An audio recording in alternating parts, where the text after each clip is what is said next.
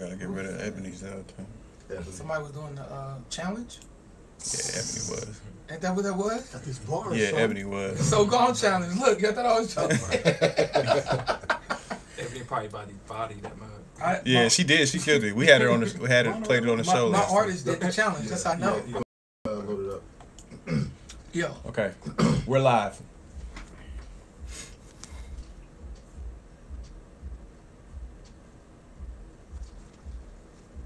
Refresh it. Then you go down. It should be. There it is. So share it. Share it to your page.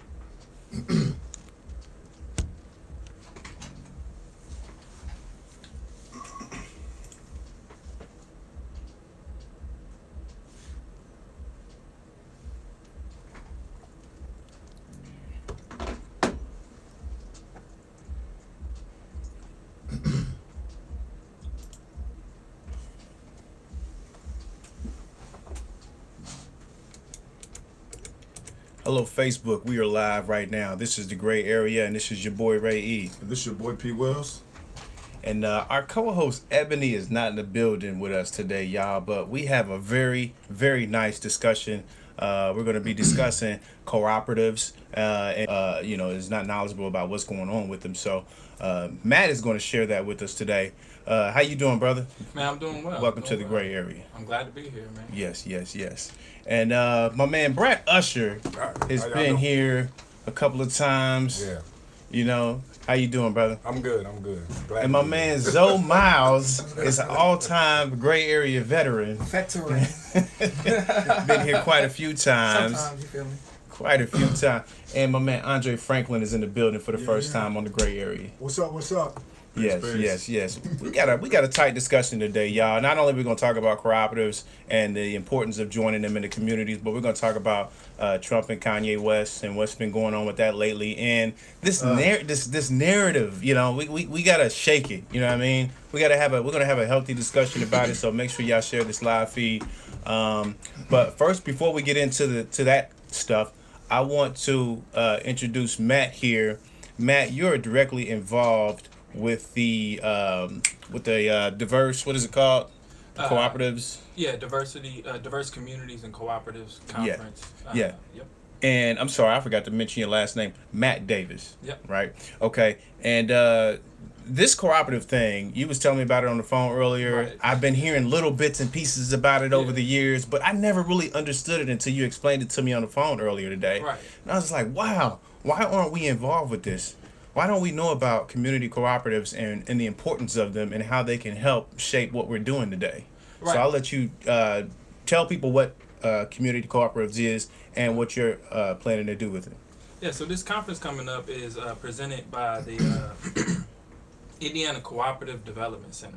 And so they help, same way you go to the Chamber of Commerce, you know, they help you with small business services or something like that. Yeah. The Cooperative Development Center is that way, but for co-ops. So co-ops are a business model like a LLC or a C corp or this or that or a nonprofit. You know, so you can file as, you know, a mutual benefit corporation. So that's what a co-op is, and basically it starts out of two things: either you're trying to amplify something and improve it, or it's out of like necessity, survival, need.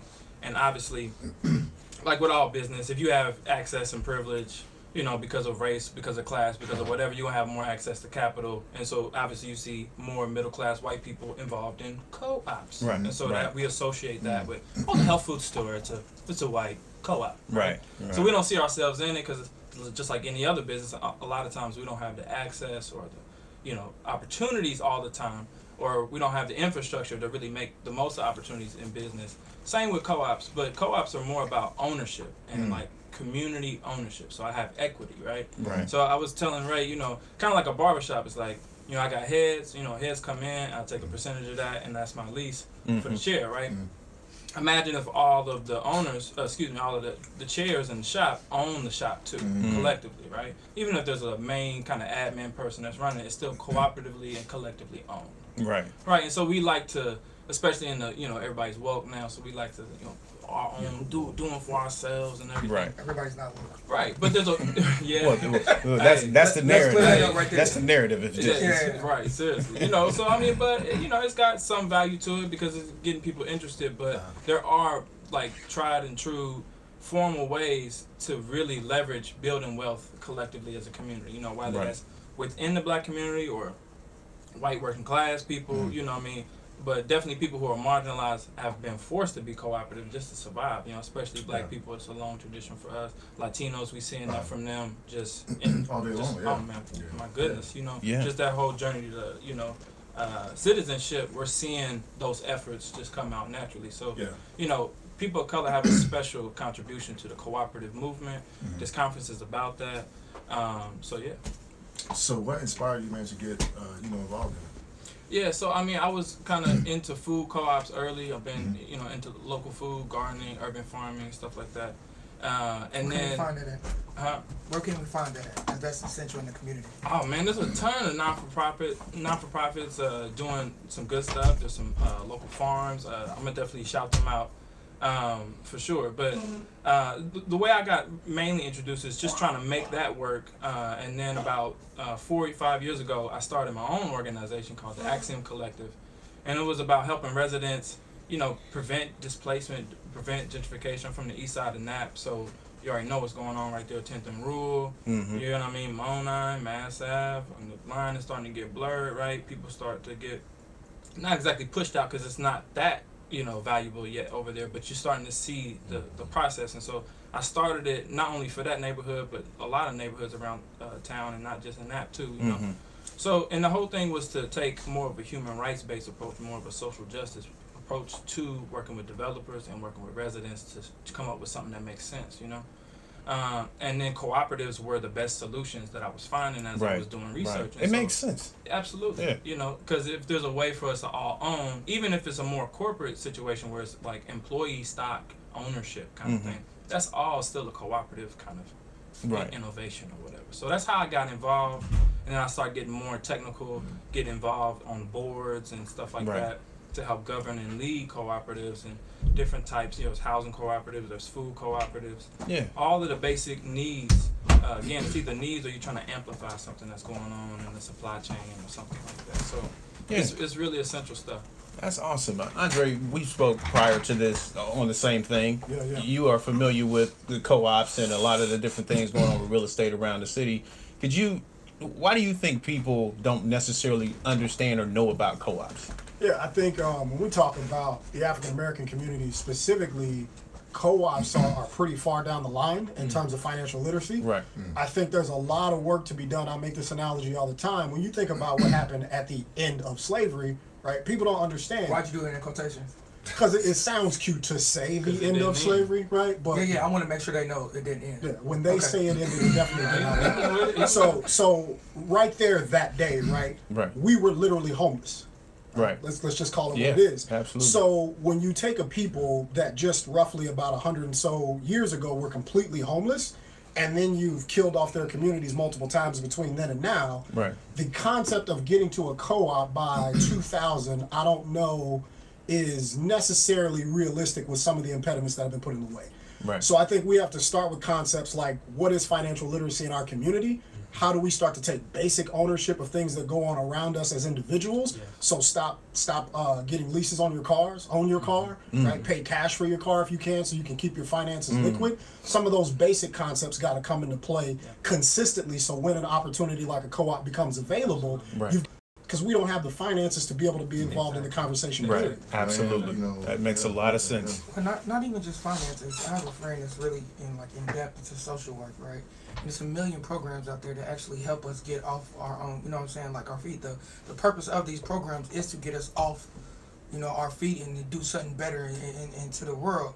And a lot of times we only utilize like a couple of the programs like food stamps and like welfare and stuff like that. But there's other programs that actually help. Some of the ones they push a lot. Like it's a housing program that can actually help you get a house right now. I can't think of it right now, but when I think of it later, it'll come to me and I'll tell you guys. But it's a housing program that help you get your credit together for free.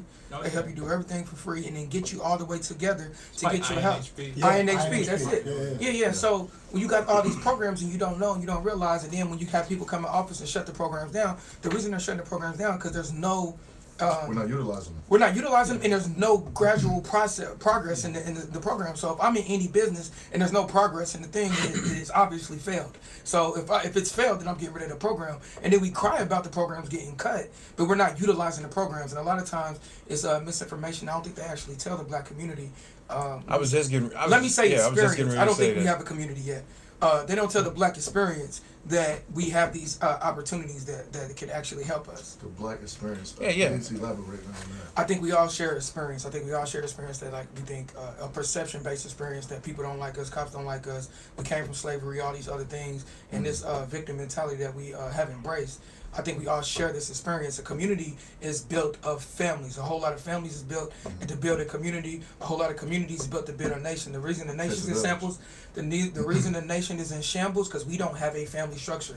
The single mother rate is 71%, and we constantly and consistently celebrate single mothers instead of saying, "Hey, stop having babies, stop being baby mamas, and start being wives." If the government incentivized families, then a lot of us will have families. If Trump came up and said, "Yo, I will give everybody reparations who's married," everybody get married. And I think they incentivize things on purpose to make sure it splits us apart. That's just my. Is it fair? Go ahead. Real quick. So the key thing about cooperatives, and I'm gonna say this and I'll give two brief examples. So I mean, there's two functions. There's an economic function for sure, and you know we are where we are as a people, as black folks. For sure. But there's also the social function, right? That actually makes it work. Right. You know, because like when you work a job, you know your boss or your coworkers or whatever, you got to get along with them. But like if there's a neighborhood co-op or a co-op based off of certain values, like Kwanzaa, cooperative economics. You know, like you can start a co-op based off of that idea. You know, some rural farmers in Shelbyville somewhere. You know what I'm saying? From Rush County somewhere, Southern Indiana, they can start a co-op too. You know, so it's all social movement. It's got a social function too. You know, so like that's why black co-ops have a distinct feel to them. Native American co-ops, Latino co-ops, they all feel a certain way. But then there's also like ways that you can start co-ops across different lines, race and class. Absolutely. You know what I mean? And then that's when you have to start because that's the city we live in too. Right. You know what I mean? Right. So like just two quick examples. So a housing co-op, the benefit that you want from a co-op is like for housing, right? You live in a neighborhood where affordable housing is decreasing, right? Like a community, a housing community. Right. Yeah. Okay. Or just let's say you just live in a neighborhood and you're like, man, I don't own my home. I'm probably gonna get pushed out at some point. Right? Okay.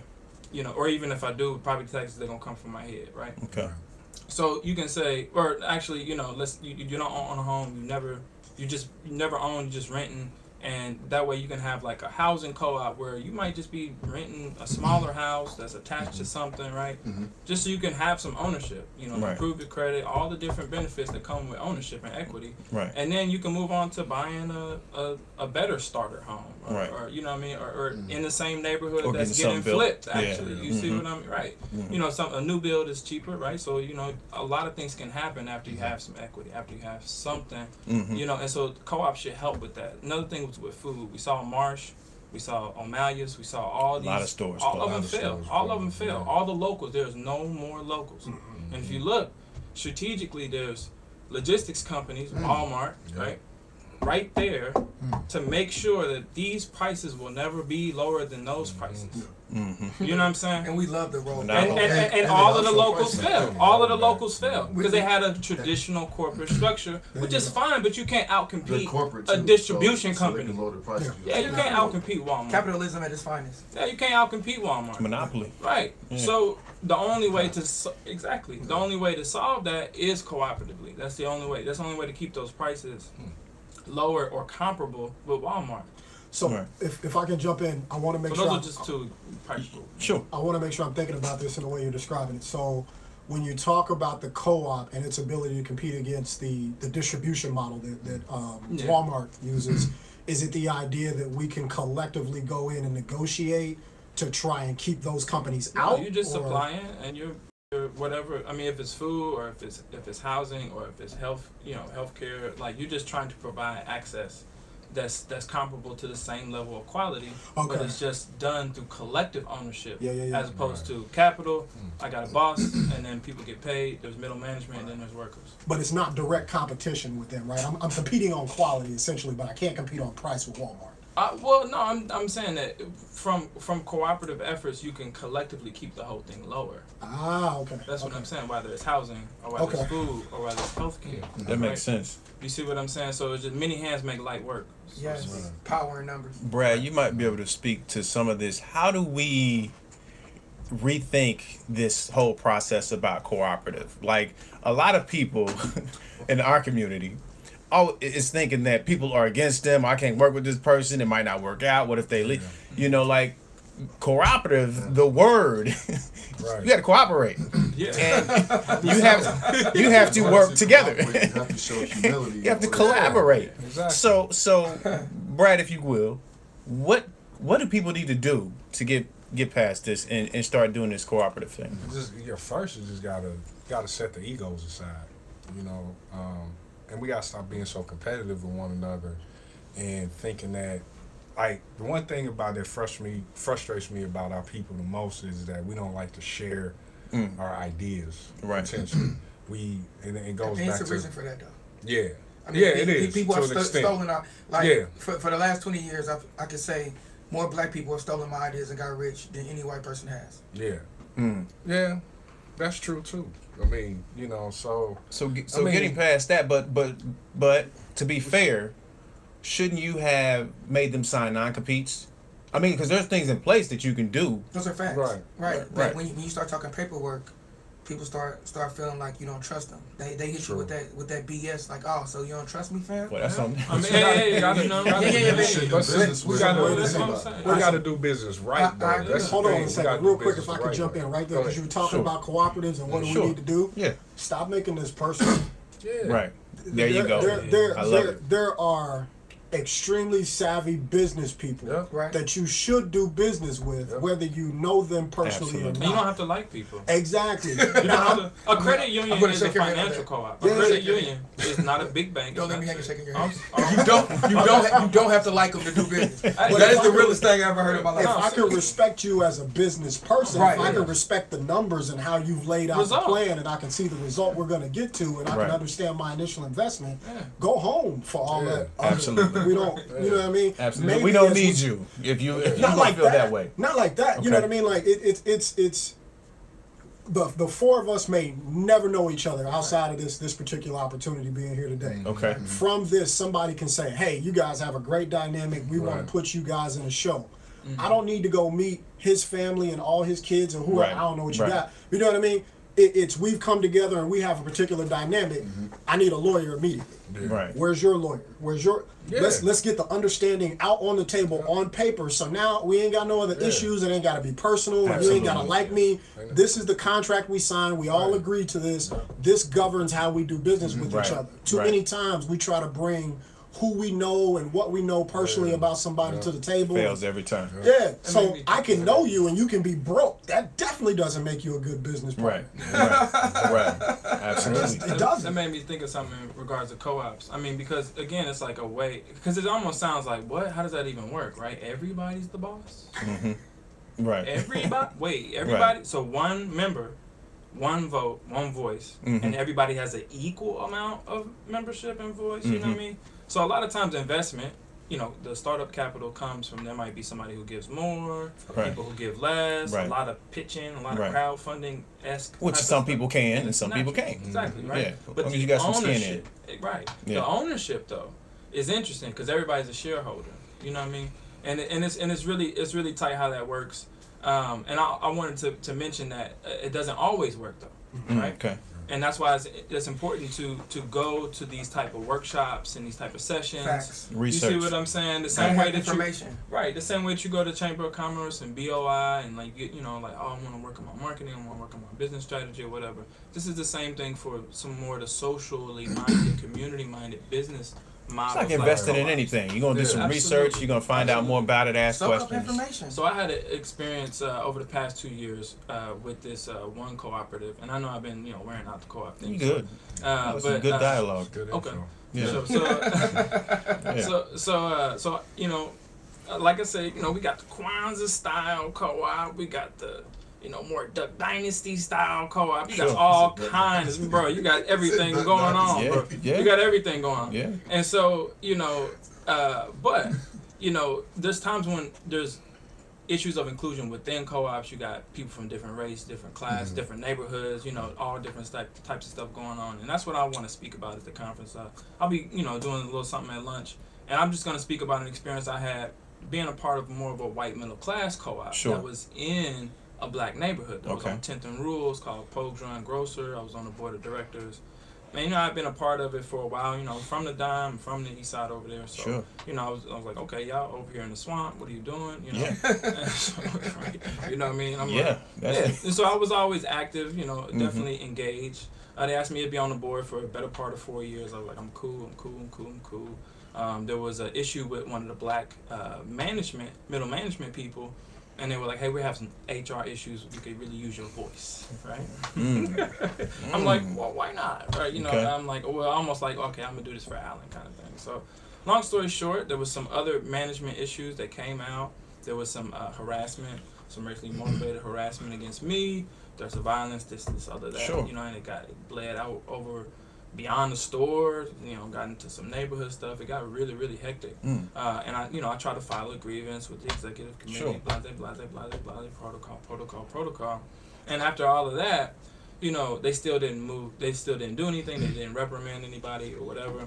Talked to the Civil Rights Commission, all that. Didn't want to pursue that. Because again, I didn't want it to be some struggle that way. Right. I wanted it to be about co-ops. You can resolve the business issues. Itself. Right. But also the community around that business function in that way, because there's a certain finesse to making sure it's about social justice, but then also you making coin and keeping the thing open, right? There's a real balance that Walmart ain't got to worry about, that all these other businesses don't have to worry about, right? But it's important, but it's also hard to do, especially when you have people with different interests from different backgrounds. And so I just really wanted to continue to see that through. The whole board left. It was just this whole big thing. It kind of turned to this weird kind of campaign against racism and food around here. It's a lot of local food. It's expensive though. You feel me? Like it's expensive. Racism, and it's like business. If it's local food and it's supposed to be accessible, and y'all getting money to do food accessibly, but people who need it the most still can't afford it because it's local and it's organic, then that's gouging. And that's what was happening. So we transitioned that whole thing. We saw it through. It was a very public thing. There's people who, out there watching this or whatever, or they know about it. And I want people to come to the conference so they can hear more about what was going on technically with that whole transition, because we brought in a whole new board. It was all white people at first. Okay, that's what's up. Okay, right on. So we transitioned it. The whole new board came on. It was, actually inclusive. Ultimately, we went ahead and closed it. We wanted to make sure we could pay our workers at least as close to a living wage as we could. As we couldn't do that, we just brought it to a close. But it's just important to have these examples of dealing with issues of sexism, racism, like sexual assault. It ain't all roses and flowers. No. You gotta have both. You gotta have practical. So what do you feel like, in having that experience, what do you feel like makes a co-op successful, and what do people have to do? Cooperative education, I feel like, similar to what you were saying on the economic side, it's the same with social. We have to talk about what it means to be collectively empowered and like giving space. You know what I mean? For that, and giving space to be like, man, everybody's got the same amount of power here. I've never actually been in that. Either you're like, dang, why am I not weaker than you? Or it's like, oh, well, why am I not stronger than you either? Right. So it's a whole cultural shift. I mean, my brother here was speaking to that, and I think it's just more about living in a culture of cooperative education. And just learning like, oh, okay, Costco's a co-op. Oh, the credit union's a co-op. Oh, that's how Costco got the. Okay. So if they go to this event and this conference, they can learn more about it and ask more questions about that. Yes. So the young lady had a question. If you could answer that for her. My bad. What was it? It was I'm a new idea called co-ops. What are some successful local co-ops in the Indianapolis area? Polkdrum was around for about 7 years. If you want to define that as success, I mean, there's that. I mean, they didn't have a very impressive margin ever. So there's that. There's some housing cooperatives that Mayfield Green on the west side near Lafayette is a really Shout out to Mayfield Green. yeah. Oh yeah, absolutely. You know, Somebody need to create a website with all these this info. Well, if they need to create it, make sure you call Ray Embry to build the website. all day long. oh yeah, for sure. Selfish plug. Yeah, absolutely. Out the gate. I can make it beautiful. Yeah, no. So there's a ton of housing cooperatives that are good. There's some food co-ops, Red Beans and Greens. Sebaco Jawanza and that whole crew. Shout out to Sebaco. Oh yeah. You know, so they do it seasonally. Well, I mean, so there's some good examples of co-ops working. But I think more than anything, it's just being clear about what need are you trying to fill and what service or product are you trying to provide. Yeah. And just making sure that everybody can collaboratively provide that. Real quick, That's good. we were just talking about this a second ago. A co-op that I know of is Three Fountains Apartments on the east side, 42nd and Post Road. Amber Woods. Yeah. Florida. Please go into because even I didn't even know about that. Yeah, so when I was born, my mom, we lived in Sutton Place. Mhm. And back then, this is the early 80s, you could go back and forth between Sutton Exactly. Place and Yeah. Three Three Fountains wasn't no Fountains, big yeah. deal. But you could always see the difference between Sutton Place and Three Yeah. Fountains. It just looked different. I thought the people that lived in Three Fountains was rich. Shows how much I knew. Nah. Perspectives, everything. Y'all on 42nd though. Yeah. Remember Frenchman's Court? Frenchman's Yeah. yeah. Greystone Court, all those. But having an uncle or cousin who works for Three Fountains and has for more than 20 years, Yeah. he talked a lot about how because it's a co-op, they have a lot of agency to dictate and decide how things are going to go, where the Sure. money's going to go, how things Yeah. are going to get funded. So it's one of the only, I call it a project on 42nd and Post Road that I've seen that's rebuilt their playground multiple times. Yeah. They put in basketball courts. Same with Amber Woods on Yeah. Bayhopper, same. I didn't know that. I haven't been Again, in a Amberwoods in different long culture, time. right? You got to do that social function too, right? You got to Yeah. do that part Right. right too. Yeah. But technically, Information. Yeah. Wow. And then they put a fence around it, right? So for somebody that represents a sense of security. But all of these are decisions that have been made strategically to try and raise the value of that particular Right. group, right? Right. But it's all done as a part of a co-op, and they talk about it proudly. And I'm pretty sure this was kind of was a low investment, and now they're just building out to create something beautiful. I mean, just think about how long it's been there. Like I said, Right. I in the 80s I saw it. So just think about the cost of property in the 80s versus the cost of property Right. now, right? Right. For anybody trying to come off the street as a single entity, it's going to be really expensive to try to buy that much land, build the infrastructure, sewage, water, all that other stuff, and then put the property on top of it.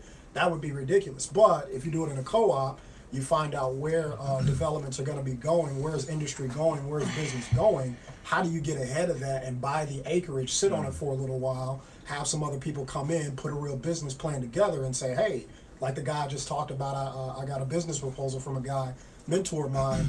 He owns some property out by Mount Comfort Airport. Owns the property, sat on it for years, put together a proposal, got some people to buy in to help build a strip mall. He owns the property, was the general contractor to get the work done, and then now he manages the property that sits on top, the building that's on top triple-double. of his land, right? So again, it's just how do you take that opportunity? You got to have cash on hand. Yeah, you got to have cash on hand, and you got to be able to put that cash into something that you can leave and let go.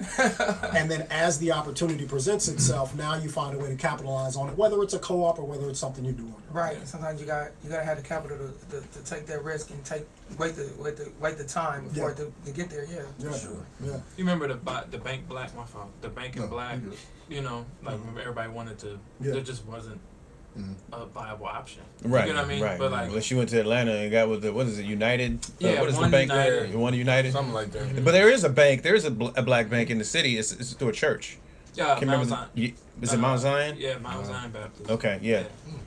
So for those who don't know, Financial Health Yeah. Credit Union too. yeah. Okay. So now the other thing on that, when you talk about Black Bank, they also started to change that conversation to Black Bank, and then Bank Local. Because there's a lot of agency that you can have when you look at banking with a bank that is a local bank. So Salem Bank is a locally owned bank. I think they have operations in Indianapolis and Fort Wayne. Okay. But because they're Lake City, because they're an Indiana-based bank, if you have a large enough constituency, that I'm talking about it in terms of policy, but if you have a large enough group of people that are trying to get something done on common ground, you go to that bank and say, hey, here's our plan for it. It's a lot easier to get something done with a local bank than it is with a large, conglomerate. So you're speaking more on like getting loans and stuff like that, right? Not even necessarily getting loans. I mean, so one of the things I'm working on right now as a part of another group that I'm involved in is how do we do financial literacy training for the African American and Latino community through Salem Bank, right? So it's not about giving anybody a loan. It's just how do we go into these because I'm not a big fan of loans. It's just not. They say Eastern Star has a bank. Yeah, Eastern Star. I forgot about that. Eastern Star does have a bank. I gotta have something to say though.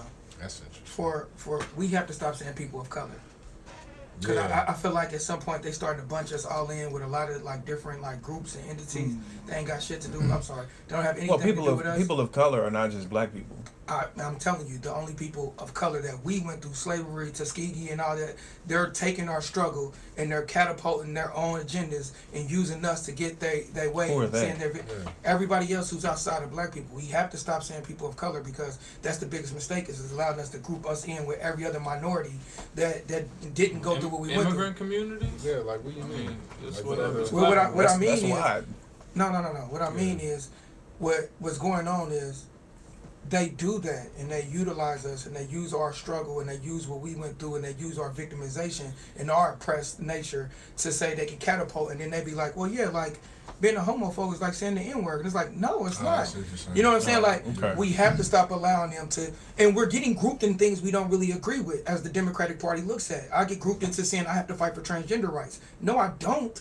I don't have to fight for homosexual rights. I don't have to fight for any of these rights. Other people are catching it. Other yeah, people, I mean, I don't it's have to always fight. a new nigga, you feel me? So, Yeah, that's what I'm saying. They all trying to be the new nigga, and that's a problem. No, because, I'm just, capitalism's going to make a new nigga. Yeah, for sure. Like, for sure. But capitalism actually we can win in. But not even necessarily on that. What I'm saying is what we went through is what we went through. Right? And what we was oppressed against is what we was oppressed against. Do not compare your struggle to mine or your oppression to mine. I don't know if it's oppression Olympics or comparison. I'm not saying it's I'm never going to play the victim. But what they do is literally play the victim. They literally come and say... I'm trying to figure out who today is. It's a lot of folks. It's a lot of groups. And if you want to call me out... I mean, if we call me out... We can call... No, we can... Not call me out. Sorry. We can call out all the groups if we want to. We can call out transgenders, homosexuals, Mexicans, Latinos. We can call every last one of them out. They are not black people in the country. They are not African Americans. They did not go where we go through. They did not go through slavery. They did not go through the Tuskegee. They did not go through... They got their own, though. They got their own, and let them have their own. Let them live on their own. That's like me saying you don't see Jewish people saying, "Hey, that's cool that you can say you went through the Holocaust like I did." They don't allow that. You know what I'm saying? They cut that off from the jump. We allow that. And the fact that we allow that allows them to catapult off everything that we do. We have to separate ourselves and say this is our community and this is what we do. Like at the end of the day, like let us get our rights. Let us get everything that was promised to us before we decide to start helping everybody else. Because what happens is we start jumping on everybody else's team and helping them catapult to it. Look, one day... but our struggle's not stagnant. You're saying like we fought and then now they trying to attach to the stuff that we fought. I think you trying to say like... Go ahead, Brad. Like you don't feel like we should be so multicultural.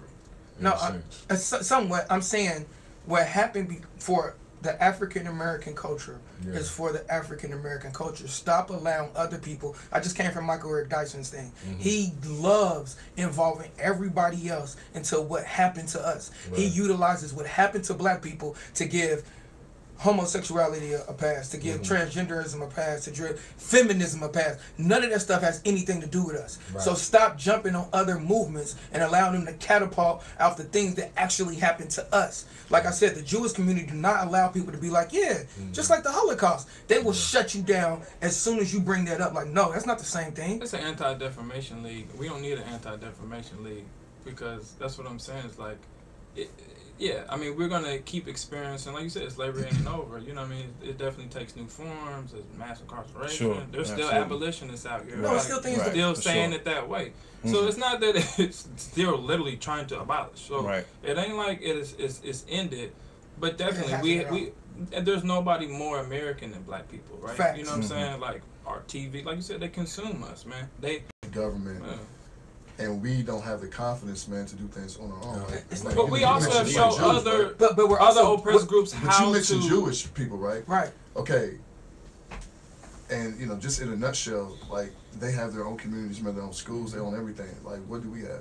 So They own everything. they'll shut that down because they'll say, "Nah, listen, we own this." So their confidence, man, is way higher. Yeah, we have a way different The experience. self-esteem is way higher because they Thank have you their for own the stuff. experience with it. We're also guilted into doing things. Like you understand because you went through the same thing I went through. No, I did not. Like I did not. My ancestors did not. Your ancestors did not. We did not go through the same thing. So stop. Please stop saying you went through the same thing that I did. No, I did not. You was oppressed. Everybody is oppressed at some there's part. solidarity Yeah. around a common. I'm not with the You're saying solidarity. other I'm not racism, with the right? solidarity until I get what I want, and until I feel what the African American culture is granted and warranted. I am not with joining with anybody because I feel like if America was a test, right, and we're all in the class, and it's a teacher at the class. You have the African American community, you have the Mexican community, you got the homosexual, and these are all students, right? What happens is the Mexican community is like, I don't understand this answer. Can you help me? The black community goes and helps. Then you got the homosexual community. Oh, can I help me? The black community goes and helps. Then you got the transgender community. Can you help me? Is that how it happens? We help Hold on, everybody. wait. We were just talking about 3 fountains, bro, and I've seen What do you think, hella Brad? Latinos come up by the 3 fountains. Brad, what do you think As far as what? about what he's saying? Well, I kind of get what he's saying, but what he's saying, we kind of help. That's why I asked for, like, you don't want us to be so multicultural. Not at all. But we do tend to, like, we're quick to help other groups or get other groups involved in our movements or whatever, and it kind of changes the narrative. I use Black Lives Matter as a perfect example. Like, when that movement started, I remember at the beginning I was all for it because I was like, okay, this will help kind of unify us a little bit, and at the same time, kind of get us to analyze ourselves, But what happened was when Fox News and those other media outlets got a hold of it, they changed. They always their do that. Yeah, that's And what that's I'm the saying. problem. That's the problem. We have to stop letting them we do gotta stop that. letting them do that. That's Change the not that we narrative. The don't, reason no, why- we don't let them do The that. reason why, look, and this is my opinion, the reason why that stuff keeps happening is because we don't own anything. Our self-esteem is shot. So we allow these other Right. cultures or people, or whatever you want to call them, right, to do that.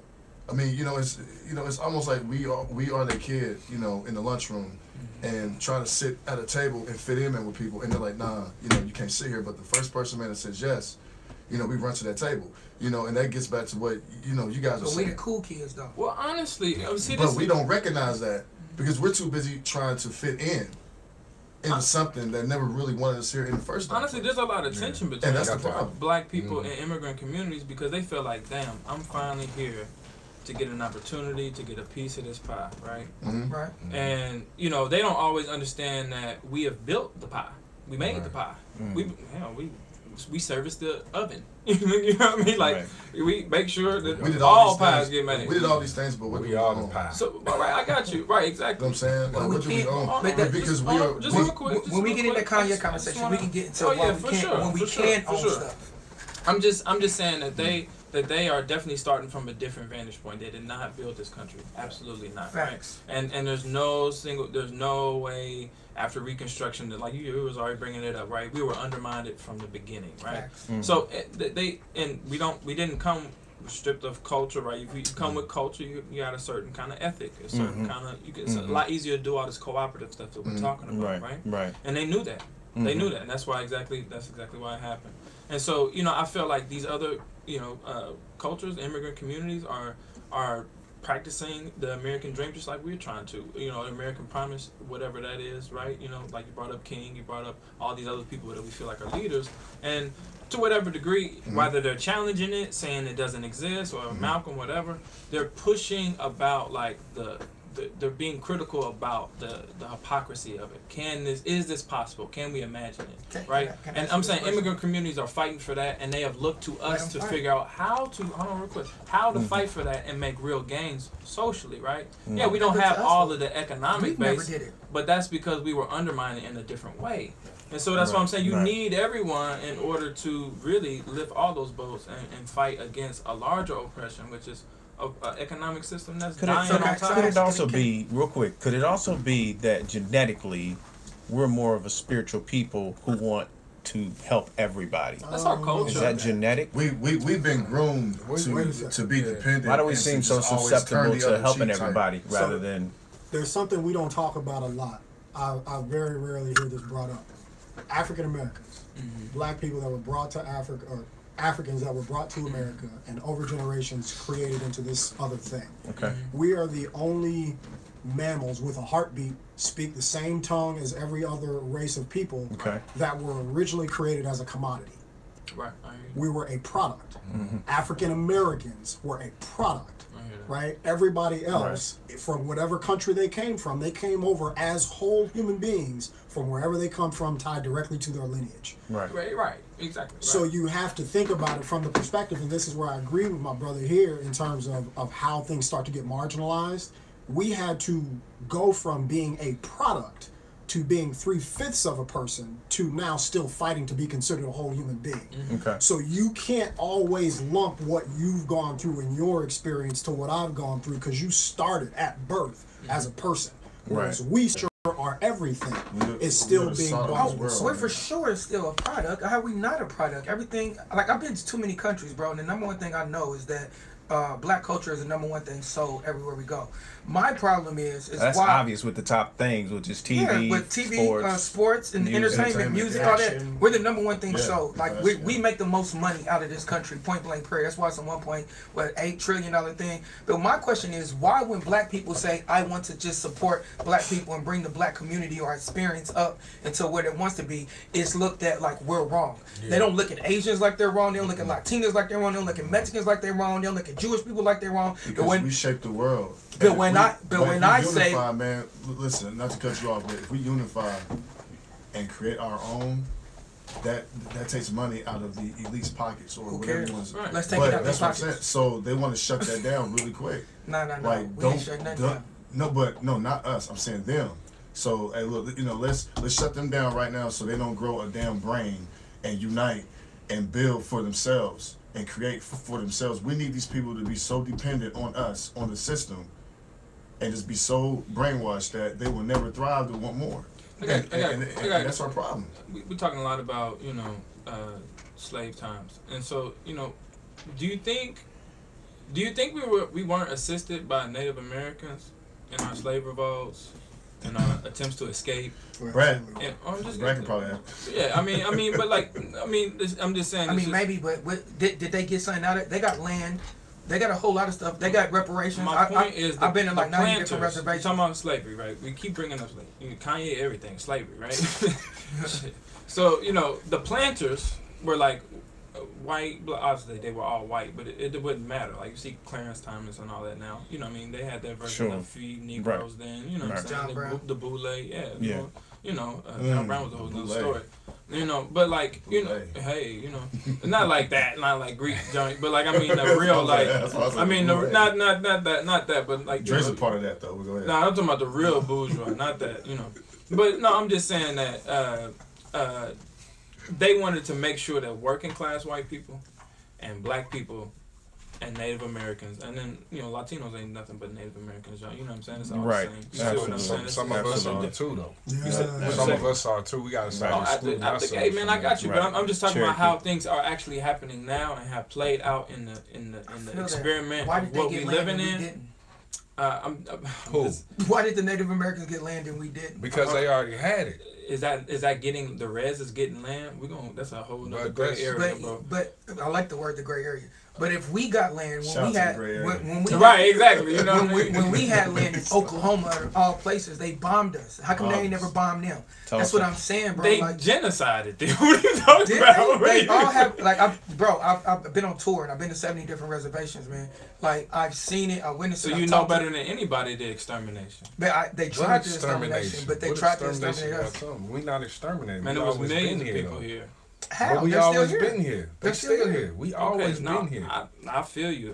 But I'm just saying that for a lot of people, I'm just gonna stick right here and right now, right? Mm-hmm. I'm just saying that I feel like for a lot of people, black folks, white working class people, Latinos definitely need to come together if we're gonna collectively move our individual interests together. Whether you in an all black co-op credit union, food co-op mixed with a Well, like whatever it Danny is, Rand's you from, know what I'm saying? Whatever it is, super Kwanzaa, self-determination, you know what I'm saying? Mega black business, blah blah blah. Right. Whatever you got your own nation, right? We got Florida and Georgia and Alabama, and this is Black Opolis or whatever. You know what I'm saying? Whatever. So are you speaking on like America? I'm just saying, even if you get your own, even if you self-determined, who you gonna trade with? You gotta trade. Who you gonna? But why is I'm it just saying, like, why is it okay for everybody else to build a community and not us? Look at Africa, bro. They trade with everybody else. That's us. You see what I mean? That's the most self-determined we could ever be. We're here. Why is it okay for everybody else Look at Haiti. That's the only time we won. I'm saying here. Why is it Look okay? at that. Look at what happened. Why is it okay for everybody? Look at Cuba. Why is it okay for everybody else to build education, great healthcare, but don't be on your phone. I'm not saying we can't trade and work together. I'm not saying that. I'm saying, why is it okay for the Asian community to build a community? Why is it okay for the Latino community to build a community? Nobody said it's not okay for us. It is. It's not okay for us. So wait That's a what second, we because building you're making a about. good point. You're making a good point. They stop us. Yeah. So here's the thing, right? Again, I go back to we're the only product, right? Facts. Of all of these, we're the only product. We are the diamonds of this country. If you piss off enough Asian people, ultimately in America, if America pisses off enough Asian people, they can go back home, right? Facts. Theoretically, they And can we go back can't. home. I see what you're saying. We don't need to go back home. I'm with you. Hold on, this is home. Follow me. Wait a second. This is home. Wait a I second. feel you on that. I That's- feel you on that. that's It's one hard. It's solution, hard right? for me to, you know what I'm saying, but I feel you. But that's one solution, right? What's the other solution? If you trade through war, Well, it's through happening whatever, now. right? That's As a happening now. country, Asia can stand up You ever and think say, about this, man? Have you ever seen an Asian? what can Asian person Africa shot by a do? cop? What can Africa do Think about that, man. if something happens to us? Well, what will they do? That was the second question I was going to ask. What would Africa do? Something's already been happening. Can they It's still introduce a happening to tariff? us, though. Right? Can they stand up a military that's strong enough to go up against the United States and Great Britain and everybody else? Wasn't that what interested in Malcolm them? X was trying to do before he died? So Go to yeah, the United I States read the Nexus? autobiography, and I ain't trying to get I'm into just all saying, that. But I'm just back to your question, right? Right. If you look at it from the perspective of, okay, you were extracted from your birthplace, you've lost all your ties to your birthplace, and over here you become this product. And as a product, now this country, for whatever reason, has convinced themselves that they own you, even still to this day, right? So what is your way to counteract? Because everything in America is dealt with war. Everything in America is going to be resolved through war, It's right? ownership. Well, it's ownership and war. Okay, so yeah, own. I'm He's saying don't 100% own. right about war. I'm not saying don't own, Yeah. but War? ownership in America. Look at how it's played out. Just we look at built the on civil. get down, lay down. Look at the Civil War, right? This is America fighting against America. Once somebody else owned, they had to lay down, and you got to go by the rules that are established within that country. So You shake let your head. What? Well, there's a lot of misconceptions about even the Civil War and how it started, because a lot of people think it was over slavery. No. It wasn't about slavery, it was about land. For sure. Really, all the fighting was about land. Yeah, so- absolutely. That's what it was all about. So when we lost our land, that's when, during that whole colonization and everything, that's when we began to lose our land, because we fought for our land. Yeah. It wasn't like they came over here and they just slaughtered us and we just gave in. No, we fought all the way into the early 1900s. And the natives still had a lot and of we was land. whooping them too, like slaying them. You know what I'm saying? So we really fought our way out of slavery. It I'm wasn't with like you. we just got released and they just said, all right, they've suffered For enough. sharecropping. Let them go. Yeah. I'm And with then you. Jim Crow. All I'm saying is, And then. So I look at it as and we then. can Jim Crow. God. we just Never don't stops. we just need to, as far as like ownership, and then as well pulling our sources together and supporting each other more. yeah, That's Yes, what these let's get on this so wait a Kanye second, wait a conversation. second. As a military person, right? I'm a veteran. When I was in the military, the first thing you attack is communications. Right. So let's say within this country we come up with enough resources to go, because you're gonna go to war if you're gonna take land from America. That's just the we reality. don't, but we don't have to. We don't. But what do you mean? Like, why would we have to go to war to get land? So if we're That's talking, what I'm trying to. okay. So if we're So talking, you saying we could purchase it? Yeah, I think it's something right. You gonna have to. okay, I mean, You gonna have to. we can't steal it. who you gonna purchase it from? Kanye just bought 300 acres in Calabasas. Man, there's a lot of land for sale. Time out. I'm not I'm talking just about messing with you, buying man. parcels. I'm talking about owning a state.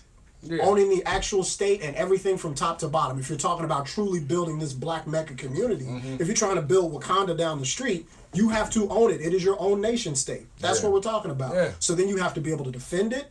You have to be able to run your own communications. You have to be able to provide your own food. You have to have your own military. I don't think that's the answer, though. I'm not saying it is. I'm saying in America, when you talk about America, which is a capitalistic, it's a capitalistic country. For sure. Things run here based on money. They run based on land, and they run based on military power. We don't have military power backing us from our home country. That is a big reason why you see a lot of the things that happen to us the way that they do. In my opinion. You talking about when you say our own country? What do you mean, like? So from descendants predominantly, we're considered to be all from Africa, and I know not everybody's from Africa, right? But if that is the predominant thought that's out there, I take the same analogies we just talked about, right? So the Latino community, predominantly from Mexico. Mexico is its own country. Yeah, but who do they have that's what military power do they have that is go back them? Mexico has a standing military. Yeah, but is it strong enough to go against the American military? I'm not saying that they'll win. They're gonna always I'm saying you will have to go see. So let's look at it this way, right? You gotta break this down. So say you as a kid, you get in a fight. Right. One of the first things you might say, I got a bunch of cousins. Right. Basically what you're saying is, you gonna have to come see me and everybody that's with me if we don't figure out a way to resolve this. Yeah. As a Latino or a person of Hispanic descent, there's an entire country with a standing military, its own economic system. I'm not saying they're going to win the fight. All I'm saying is you got to be careful as America about how you handle that situation, because even if you can win, there's accountability. How you deal with that situation has an impact on you internationally. We don't have to worry. I don't think we have to worry about that. If y'all talking about nation state, we do. Nah, if we talking about nation building and you establishing your own nationality, no, you don't have to do all that. You talking about culturally? I'm talking about land boundaries. A different premise. Well, I mean, and that's not wrong. Nationality? Yeah. No, it's just a different premise. Because we still got to be sovereign. You know, a sovereign body, right? And that's basically what you're talking about. You don't need a nation state to be sovereign. If we're gonna, I thought we were talking about land boundaries. A group of people. Yeah. There's sovereignty for a person. So but there's also sovereignty within a state. So the state has sovereignty and absolute rule over the state. So I don't know where you're getting at with why we have to worry about military though. We do need a military. Because he's thinking about us governing a state that's different. So basically, every nation has a military. Now, every state can defend itself at this point. Because we're not considered part of this nation. No. I'm not saying we are. I'm following the conversation that I thought I heard. Right, the conversation that I thought I heard was we were talking about nation building because he had brought up Oklahoma and what happened, and technically we didn't own Tulsa when that happened, right? But we own that land though. We own that oil. That's how we got all that money. Yeah. How did we get that money? You think we just got rich? That's true. I didn't know we owned Tulsa. Yeah.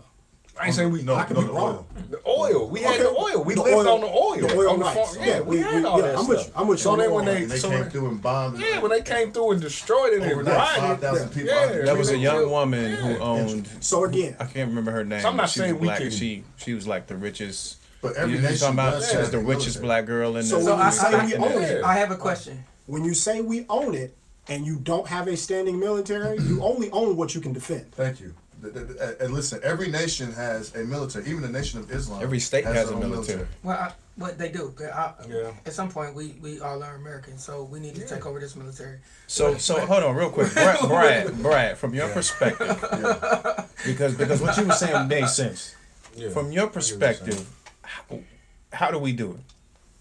I think really I don't think we have to stop. For one, like I see us a lot of we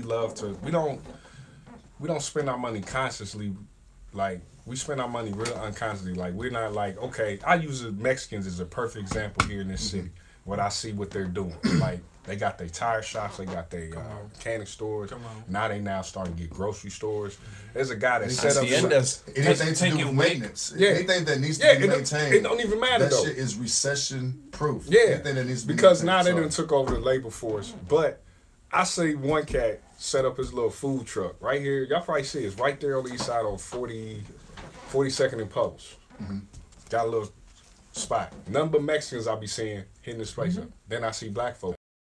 I'm like, why y'all buying from the street or something? They just I got don't a want to taste use the for a term burrito. I don't want to use the term Arabs, you know, but you know, you got some Arabs across the street that I don't own a want to use fish the market. term, but the Arabs across the street. Yeah, I'm not being politically correct when I say that, so I apologize. Then across next to the liquor store, you got this Chinese spot. And they got food in there. They sell food now. Before it started off as a little rice that's made out of plastic, but go ahead. yeah. Before that's another subject. Before it started off as like a little place where you can like exchange your tablets and fix your phones, not in an expanded food. So I'm like, we coming in and out of there constantly. We making money. Buying. So my thing is like, stop supporting those little businesses right there. Eventually they probably shut down. That was the business that you boycott. So they shut down until we able to get something that's ours, who's black owned in that neighborhood, in our community. But is the problem? And then we support that business. The problem with that is that we don't have enough people with confidence enough to go get a store. And the stores that we do raise and have, like there's a black owned beauty shop on the west side. On the west side, yeah. That thing should be booming. Should be booming. But it's everybody not. who lives People on the are west comfortable side with going to the local DJ's but we got to beauty or change whatever. that mentality. We have to, Yeah. because we're not like- we're not pouring into our communities by. I understand like the Asians pretty much got that market cornered as far as the beauty supply stores, but you got one black beauty supply store here in the city. Everybody who lives on the west side, women, y'all should be supporting getting y'all stuff from that store. So then she can eventually maybe even expand that and maybe open up another location on the other side of the city. And then you do the same thing. And then you just build from But there. we don't think about economics like that. I was about to ask this question. Why is the black community the only community who does not utilize capitalism? Yeah. Because Man, we I have been think- trained. I think that's Hold on, changing. hold on. I think that's We- changing though. But we have been think it's trained changing. to vote It's Democratic and be dependent. That's changing heavily. Yes. Is it? Come on, bro. You don't Yes. think so? Hey, No, come on. Bro, it wouldn't be no capitalism without us, bro. And we've been finessing this mug since before. but we it don't was benefit fully from What it. do We you don't mean by benefit that? from it. Explain that. Bro, I'm just saying it's been free people since slavery. People buying themselves out of slavery. You know what I mean? And then on up to, I mean, people, just corporate CEOs, you know, who are black. We participate in capitalism at its highest levels. I think we we don't. Yeah, we don't love have the to- victim Don't narrative. utilize. We love being in the victim chair. We love saying like it's an overlord of white man. The white man and white supremacy is not letting me win. Okay. And that's the number one And excuse that's the in perfect the black segue community. for this question. Is Trump good for black people or in this country period? Let me say one thing real quick. Depends who you ask. And I really appreciate, again, man. I appreciate the political awakening of the times that we live in. I was speaking about black people as though it's like 1970 or something. Oh, like we that. still You think get- we're there. No, bro. Hold on. I'm just saying, like, sometimes the rhetoric is like, man, I've been watching these YouTube videos. And people get their talking points down, and they hashtag it, and they move it around, and that's dope. Exactly what Hold on, happens. right, and that's dope. But I'm just saying, it's just like black folks have evolved, and we're doing Sure. all Yeah. kinds of stuff. But we stick to the Absolutely. victim Okay. narrative. But we need to own more. That's it, and that's what I mean. And not only own more, because we're gonna do the same thing that we see upper middle class white people do, and they burn out, and then it ends up not working out for them. That's why we see capitalism, at least in the West. Now in the East, is thriving. In the West, it's dying. You know I think what I mean? I think the political climate is changing. This is in regards to, I think that this pocket of people that you speaking on is smaller than we think. Just like there's a small group of racist white people that no. Let's hold on. It most definitely is a The small majority group of of Caucasians in this country Are not racist. It's There perception is a based. small pocket They benefit of from white racism, folks but that make a lot of noise. I don't know about that. That make a lot of noise, and they held it like these white nationalists or whatever. These groups of Man, y'all people can't say that, man. are small compared for to sure. the All white majority people of ain't Caucasian racist. people. I'm not here But for here's that. the I'm not thing. saying Here's not the all thing. of them. This is what we I have to think be it's very careful small. The about. more we start doing things for ourselves, But listen, this is what we have to be a careful lot of about. things might change. We can't marginalize what we're doing in the community because we are doing a lot of great things, which is why the gray area is here. Right. We have had hundreds of people, business owners, come on this show and tell us what they're doing. We can't discount that. We can't, but we also can't live in the victim narrative and stay there. I think that's a small group of people. It's not That's because that's I what's think being that's a pushed. small group of people. Without, That's a big group of Man, people. black folks that's a is big. moving though. I think it. I mean, No, I it's think not. Let's stop fronting. It's a If small we're group of us that's 13%, actually if we're getting money. 13% of this country, And about 13%. 0.2% of that is I actually out can't here s- trying to get money. 0.2%? No, I did it's way 13%. bigger than that. No, Out of 13% of us, you're saying 0.2 is Out of that 13%, not 100% of that 13%. Out of that 13%, 0.2 is actually out here getting money. out here. Listen what I'm saying, bro. it's more than that. No, it's not. It's not even Quick close to that. disclaimer. But listen. 97% of all stats are made up on the spot. I'm just Right. Even that way. Even that way. I'm most definitely making up shots. But let's do this for one. Like we said, black-owned business. Do we support? Like my whole show when I did a podcast was on black-owned business. So let's shout out Off the You Hook see Fish. all the great business owners you brought on your show. Fish and Chicken. Right. Let's shout out Icon. Because Mike T on here. Yeah. Let's shout out John Foster at the Red Zone. Absolutely. Let's shout out all the people we know. But the reality of it is those people, we are not getting pushed as much as you think they should be. And when they are getting the money, they hide it. And then they say, man, it's hard being black in America. Man, maybe. Right, but you're eating, so why don't you teach us all how to eat? That is a problem. That's a broad stroke, bro. Yeah. Here's the thing. LeBron James is one of the #1 people that keep saying it's hard being black in America. It's hard being black in America. Instead of coming on TV and saying, you know what, I did it. I found the talent. I was good. I put my passion in it. I put my all into it. I did everything I was supposed to do. And when I got there, I put my people on. I ate, and now all you got to do is get money. Once you get money, everybody loves you because. I'm not saying he doesn't, but he comes on TV and then he quote unquote relates to people and be like, it's hard being black in America. Sells that victim narrative, and then everybody else sits back and be like, oh man, it's hard out here, bro. Hold on. It's an overlord. Get out of here. I hear you. Hold on. Yeah. Hold on. We can't. Again, let's not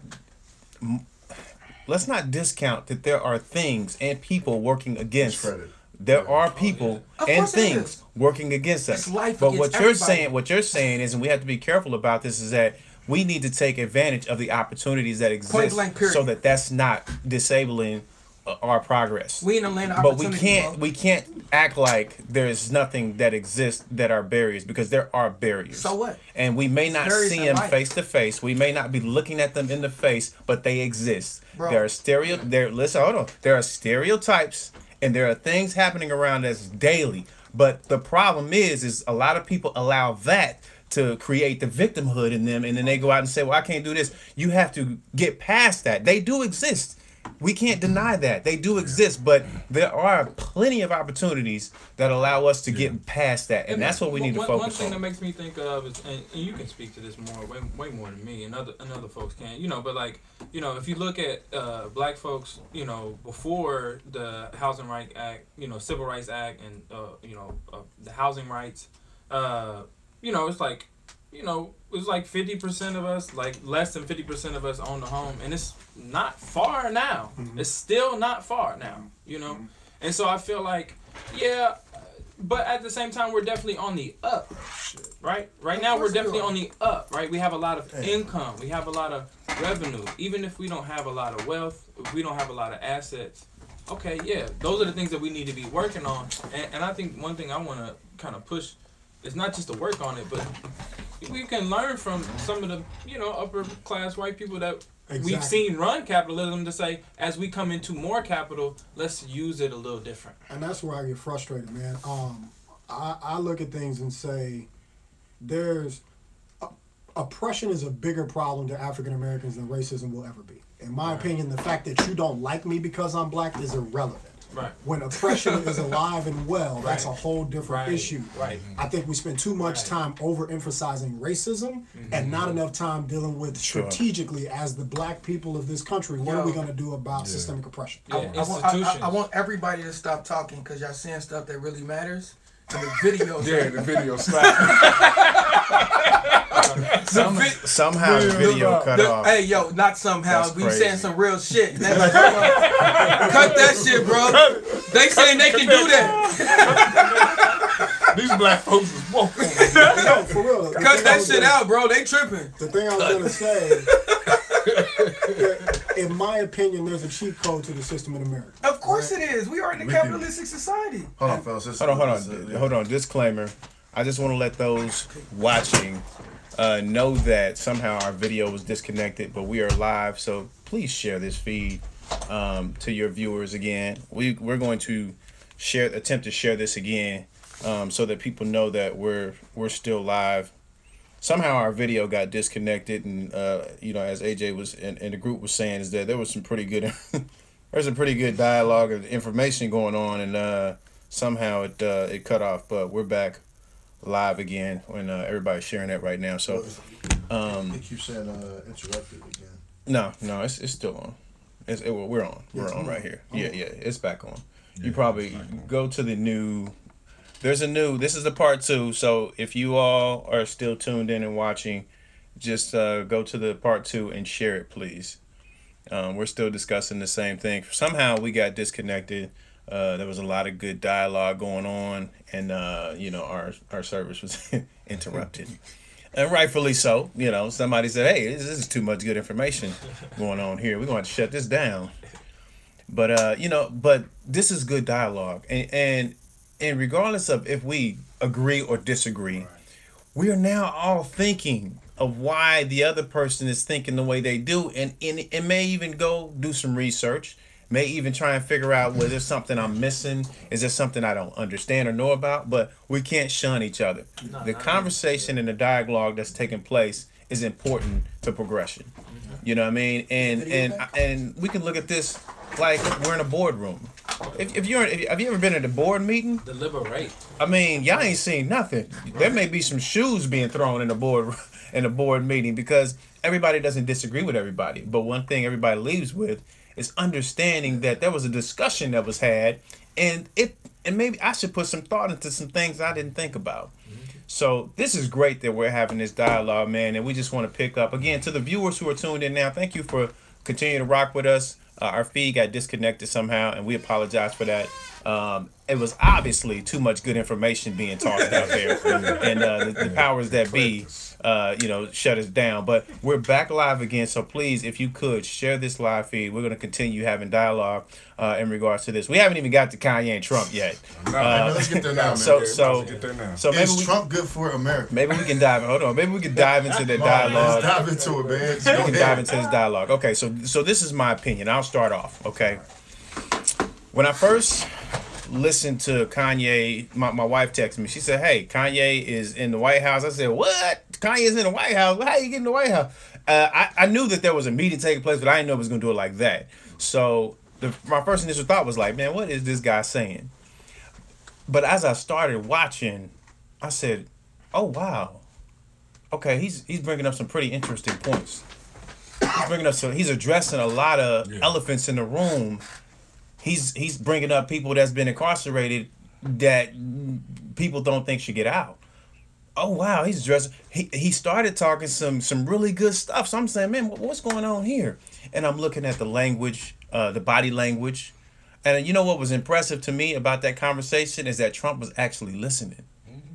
That was impressive to me. Because for a guy who always wants the attention on himself, I was really impressed with his patience. And I wasn't always excited about Sure, he was listening. Well, we gonna find out. Hold on, we gonna listen. Wait. We gonna find out. We gonna find out. That just being political. We gonna find out he was listening.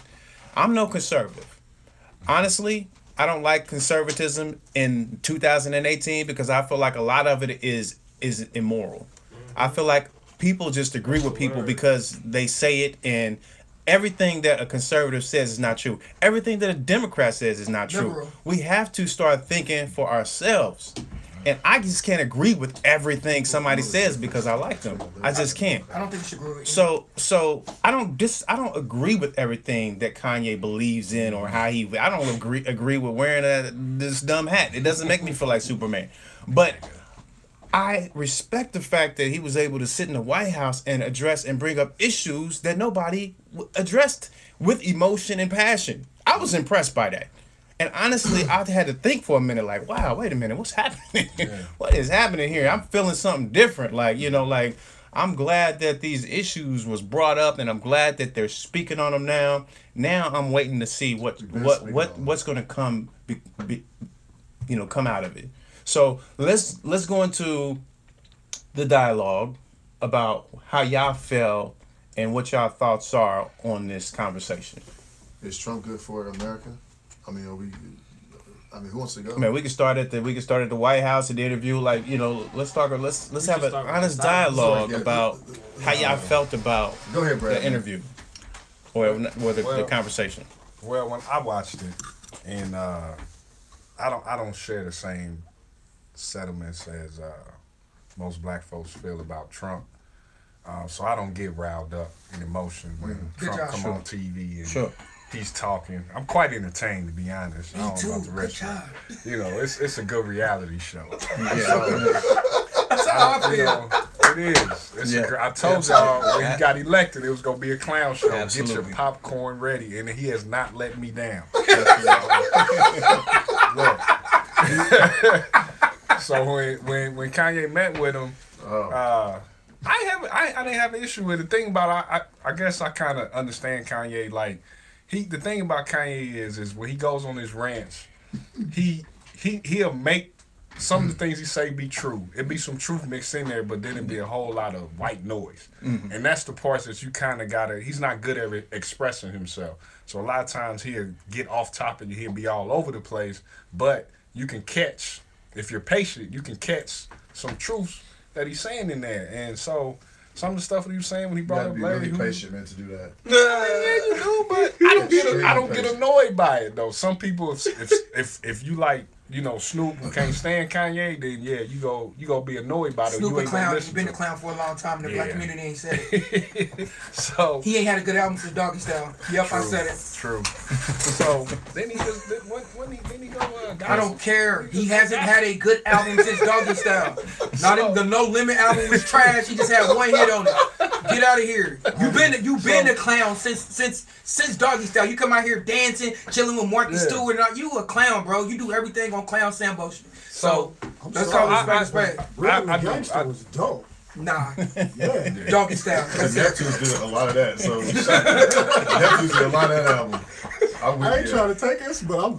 So I didn't. I thought it was somewhat productive. I mean, I don't know what the future holds, what's gonna come out of it, but I wasn't upset by. Some of the kissing up at the end was a little over the top, but it didn't. I'm not about to be out here like Kanye. Man. That was some groupie. That was pretty groupie to me. And all that, man. But you can't miss some of the message that you want to try to cross some boundaries or close the gap or some type. You gotta have a discussion. You gotta have a discussion. Yeah. So it wasn't like a photo op. Nobody was mad at Jim Brown. You know what I'm saying? For sure. He's sitting there. I thought that the emotion he had, I thought like Secret Service is gonna come tap him on the shoulder like, hey, you getting I'm just saying, everybody was focused on Kanye, but nobody said anything about Jim Brown being there. So again, it goes back to people just filled with emotions from the previous, the TMZ when he said slavery was a choice, and people can't get over that. You know what I'm saying? And I'm talking about black folks because white people wasn't really offended. But black folks can't get over that. They like done with him. And I know what he meant by the comment. It wasn't like he was saying slavery was a choice. He was just putting in perspective that for 400 years, a group of people was enslaved. For 400 years, if you think about that, that's 4 centuries of one specific group being enslaved. At some point, if you put it in perspective, it is a choice.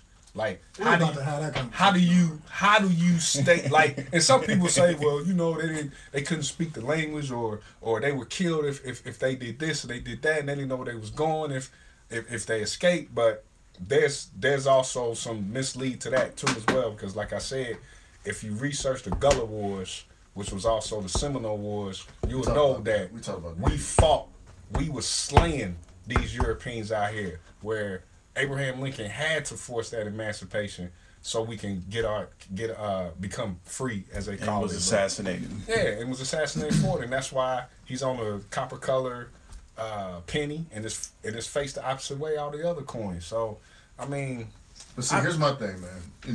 And this is like my main issue with Kanye and Trump, and I'll keep this really brief. My main issue is he married to Kim Kardashian. That was home. Man, Kardashian. But when he wears a hat that says "Make America Great Again," right? Yeah. My question is, when was America ever great? Exactly.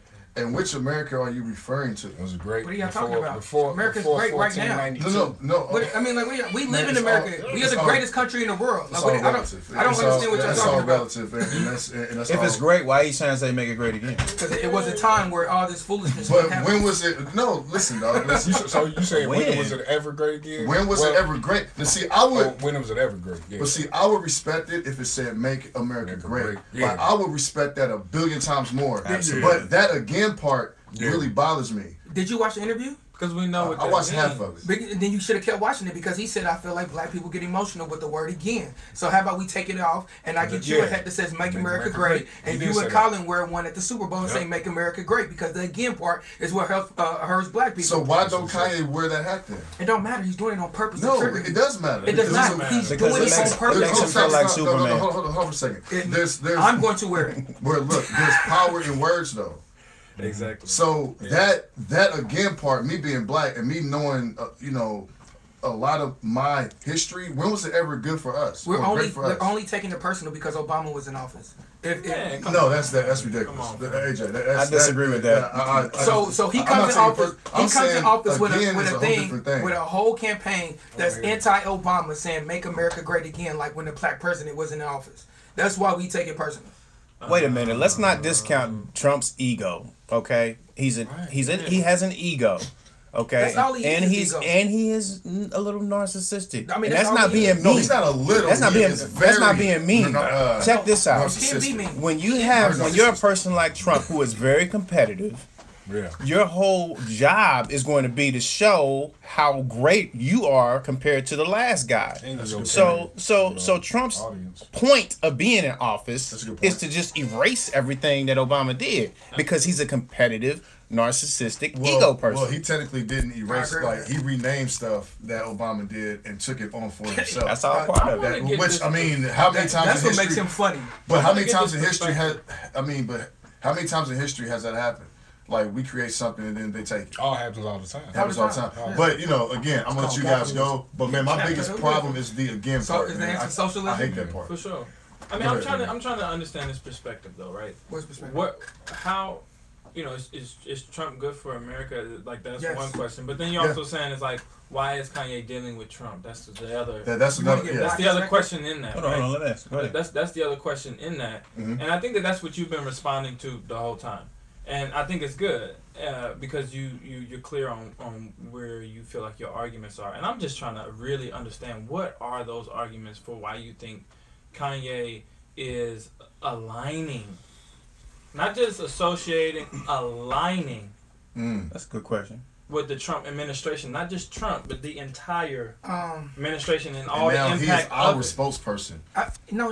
Listen, no black person is our spokesperson. Well, no, Not- they not view Kaepernick. Kanye as Exactly. a rep Not for us. Kanye, not Ti, not Jay-Z. Here's another point, none bro. of no. Like, on, listen, hold on. I'm not. Okay, When I get on, and it's gonna happen, I'm not Yeah. being the spokesperson for black people. I'm letting y'all know right now. But I do want your perspective. My I really- perspective I want to on know the arguments. The trick versus the stripper, right?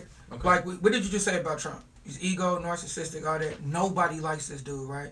So you align yourself with somebody who really doesn't care. He gets things done, just like he got Kavanaugh in office. And he kept telling the lady on 60 Minutes, it don't matter, we won. We won. It don't matter, we won. He does not care. So if you find somebody who is literally a trick, what does the strippers do when somebody come in with big deep pockets? And then they're going to do it. You run to him and you stroke his ego. This is the most egomaniacal person I've ever seen in my life. Am I a Trump supporter? No. I'm with him. I think everything this man does is funny. Like, no way impossible that I'll be like, oh man, that's a good... So no. you're Are entertained you to sure death? you're not a Trump supporter? I'm bro? positive I'm not So a you're Trump supporter. entertained to death. though. Why we always got to be a Trump supporter? No, I'm entertained. Because I'm entertained to No, be no, I'm not saying share you're the saying my same- man right here. No. Hatred Am I more in for conservatism over liberalism? Yes, because I think Well, okay, here we go. liberals are going to. I think conservatives actually align with my morals as a man. So that's just now within this climate.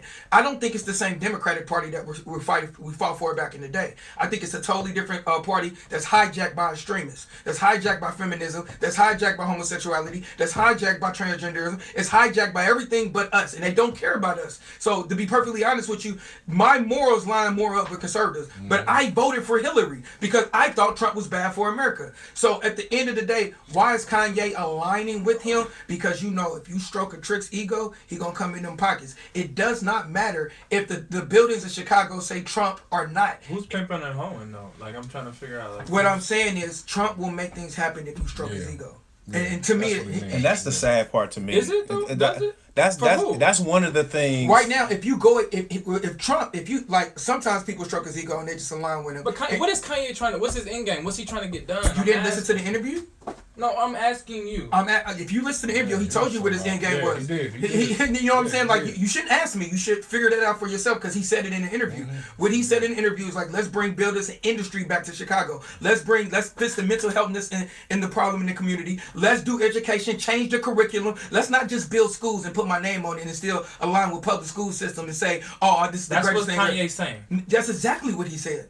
Okay. That's exactly what he said. Let's change the curriculum. $100 million? He's worth $1 billion. Okay, so why don't he do this on his own? This is he why can't do it on his own. This is why he is in Chicago trying to build things. He don't have the money to do it on his own. He doesn't have the money to do it on his own. But this is why that he trying to do. Yeah. But why not? But why not align? People know everything starts small and grows large. So it's a problem aligning with somebody. So it doesn't matter. I mean, so that's the problem with the black community, man. We too prideful. We way too prideful. He should do it on his own. We way too prideful, bro. I feel like you can't generalize. Every black person don't feel. Okay, okay, that's fine. My thing is, if you could play somebody, I will play them. Point blank. Period. Basically saying, how do we know that Kanye is not playing chess? That's what I'm saying. Because he's not doing it well. He's already lost. How? He's fumbled multiple times. How? He's gone back on his word. That's what I'm saying. What? He's trying. Just hear me out. He's trying to use Trump's playbook. You see what I'm saying? He's trying to do that whole erratic, I'm being random. Because Trump wasn't listening. He was just sitting there like, damn, you more shameless and more narcissistic than I am. That's he was looking like, damn, boy, you got the gall, right? The gall. He was looking like, wow, that's a lot of gall. He said we need to get more blacks out of prison. The next day he said, let's sign this thing to get more music in the money.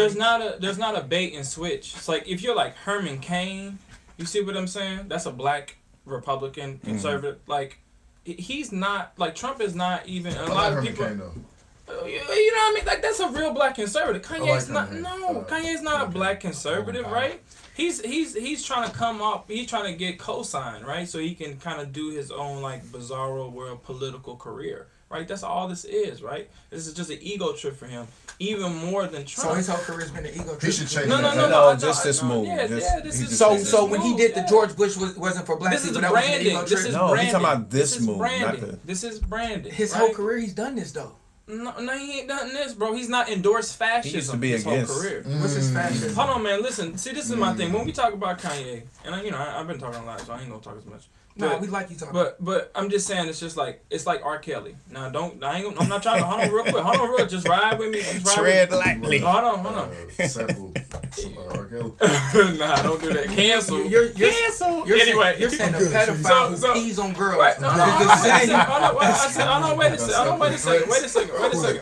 second. I'm saying that there was a point where we all enjoy R. Kelly's music collectively as black people, or whatever. Okay. Not everybody, right? But and we didn't know he was doing things that were illegal. Right. Mm-hmm. But we knew he was on some extra body rolls when we wasn't looking. Right. So I'm just saying that like we just didn't know who they was with. But you knew he was on that and we culturally accepted it and we thought it was entertaining and we thought it was saucy, we thought it was cool, we thought it was a part of his brand. Right. A lot of people didn't know what was going on with him. Right. And we let, and then they let that, and then, but also when they found out with Aaliyah, they let it slide. Right. Exactly.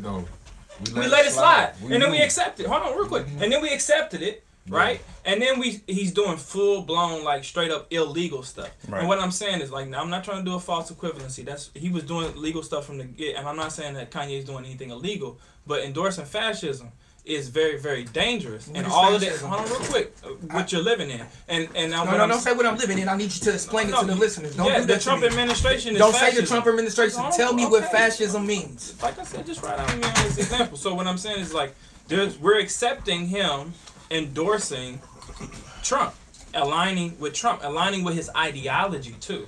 That's different to like, oh, I got blonde hair and a black sweater, I'm gonna take a picture with him. That's cute. But like to align with somebody's ideology that's about oppressing you, you see what I'm saying? You're going to feel all of the impacts of that. You see what I mean? Now, is he Jeff Sessions? No. But at some point, is he going to have blood on his hands? Absolutely. So you that's still haven't explained what fascism is. Fascism is what we're headed to if we let this administration completely undermine the political infrastructure. Tell me what it is. Give me the definition. I am literally telling you it's a fascist state when there's just authoritative control and corporations and the state are basically one. You see what I'm saying? And that's what you're living in. The brand of Trump is running this country as a hostile takeover. I see what you're saying. You see what I'm saying? yeah. That's fascism. Yeah. And so what I'm saying is, so for you to brand, it should be a very thin line between business and politics. Man. Come on, you know what I mean? And so then if you're saying I'm a brand fascism to this target audience of my hip hop listeners, bro, you should be canceled just like Kelly. You see what I'm saying? And he's also canceling himself because people are like, what's going on? The one thing I feel like and this is why my values. I'm not a Democrat or conservative. Just for people to hear. I don't care for politics in 2018 because I feel like everybody is playing on our culture, and they don't necessarily know exactly who we are or what's going on with us. They just know how to push buttons to make us do something. And that's not fair because there's a lot of people who aren't knowledgeable, and we're in process of getting that together. But what I don't like about conservatism in 2018 is that I shouldn't have to stroke someone's ego to get them to listen to me. And if there are issues going on, if you are a person who is for the people, you should want to hear those issues and make a change based on those issues that are happening. But obviously, that's not working. So I give respect to Kanye for going in and stroking an ego. That's just not my style. I'm not stroking no egos. Name some positives and negatives of Trump being in office. Positives and negatives? Yes. Name some. You see people's real personality. I think how he ran his campaign was a negative. I think see people's real personality. The positive I like is that he brought, the racism in this country was kind of like... It was hidden. We live in Indianapolis. Right. Right. So he was like Diana Ross. He brought Diana Ross. He brought that out. You know what I'm saying? So now it's no longer hidden. So it's kind of like when Obama. You know what I'm talking about? It's kind of like when Obama first got elected, right? Mm-hmm. We as black folks, we felt some kind of, a little bit higher and in ourselves. Yeah, like at that point we was a little like, you can't tell us nothing right now. My president is black, right? So now Trump gets elected, and it's the same thing. So now these. Like, remember the teabaggers? They ain't going nowhere. I'm telling you, they ain't going nowhere. All they done was just, they moving, now they supporting Trump. These the same ones that talk about... That's his base. That's his base. Yeah, the same ones that talk about build the wall. There you go. Mexicans, Muslims, da-da-da. Those are all the teabaggers. So all he's done now is expose them because now for their racism. And Trump is gonna leave them like Obama left the black community, full of hope and no results. That's what he's gonna do. All he did was play the business move, bro. So like if y'all can't see capitalism, all he did was play a business move. He went anti-Obama. Yeah. That's all he did. Everybody who was mad at Obama, he played the business move. Just like he played the business move with black people back in the day. He's chilling with Snoop Dogg and 50 Cent and Puff Daddy and all them. It's all business moves, bro. All dude is a massive ego. And I wrote a book on love or fear, and fear is all ego. So I'm not saying he's a good person, but all he is mass ego. Don't say he's racist. If a white person doesn't agree with him, they're stupid. You're an idiot, you're stupid, and you're not smart. He murdered a white woman on TV for Kavanaugh the other day. It does not matter who you are. He's not riding with you if you don't agree with him. I want to share one thing I think can be a pro out of this whole Trump administration, right? For the level of fire that people have up underneath their butt to try to create change right now, it would have took another 12 years if you would have got Hillary. Mm. In terms of people trying to organize for something else, right? Between both of them, man, urgency. I've always said that. I agree with that. That between both of those candidates, that Hillary was the worst. Because people would I'm still not be even too saying complacent. that. Exactly. I'm not even saying that she would have been too. Let me tell you something. Black folks was so forgiving of the Clintons. I made this way too forgiving, bro. The other day I made this post. I said, because remember when everybody was mad at Kanye, I said the same people that's mad at Kanye is the same people that forgave the Kennedys and voted for Hillary. Yeah. And my thing is, love Bush now. People, yeah. Oh man, Bush is cool because he's with Michelle Obama. Y'all, it's like, I'm about to make me lose my train of thought. so my thing is like, thank you, Tamika. So I done lost my train of thought. I really have. What was I saying? Quick. You were just talking about same The people. Clintons. Oh yeah. So Trump gets elected. Well, this with Trump and Hillary, we fell into this. Oh, you gotta vote. You know, choosing the lesser of two evils. My thing is evil is evil. You still voting for evil. I didn't vote for Hillary. I didn't vote for Trump. I still voted, but I didn't vote for a presidential candidate, and I don't have a problem with that because I wasn't gonna compromise and just say, well, I just vote for Hillary because I was rooting for Bernie, right? Bernie didn't get it. Yeah, so Why did I all said, those women vote? I'm with her. Yeah, I mean, When Kanye exactly. said, You know, I'm with her, didn't feel man. right, everybody looked at him like he was crazy. Come on now, if you voted for Hillary and you ignore the fact that we all know this about mass incarceration was behind the Clintons, if you know you didn't do your homework on Hillary Clinton or the Clintons, I'm saying. So with that being said, was Jay-Z, Beyonce, LeBron, and all them cooning when they came to their cities and doing concerts with her, and she's talking about I got hot sauce in my bag? And y'all loved it. Bro, Black folks don't call a ate that nigga up, coon too. because You know he what I'm sided with somebody that. Listen, here's the problem with the black community right now because everybody hates Trump. Just because you have a common enemy, that's the worst friend you can make. A common enemy does not make he make sure they for you at all. Just because we got a common enemy does not mean they for you. That means they for that person. They hate that person. That's it. Once they get that person out the way, they're not riding with you at all. And that's what's going on. Yeah, one thing I think definitely like he's also pretty much gutted out the public sector altogether, right? You know, this department, that department, let's consolidate this. I mean, he's just completely. This administration he just thrown it all in a blender, spent a lot of money. So that means Who did he put in charge of the EPA? Somebody that had like no scientific background. Not I think only it's like a science, radio but like broadcast and the journalism. same way he did with Secretary of State. Scientists? Where the janitor? Get the janitor in there.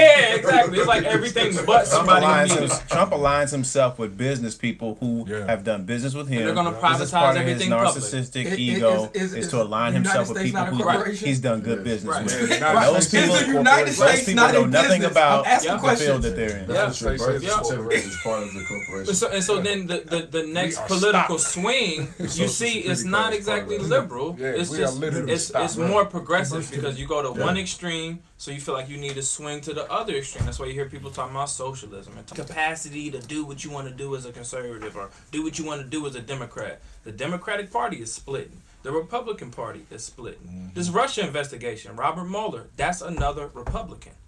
Investigating him, trying to take him down. You see what I mean? It's really splitting that I party like it. apart. Do y'all think that I like it splitting up. this is Me an too. important question, and I want everybody to answer. And I think we probably all know the answer to this. Is Trump going to do another 4 years?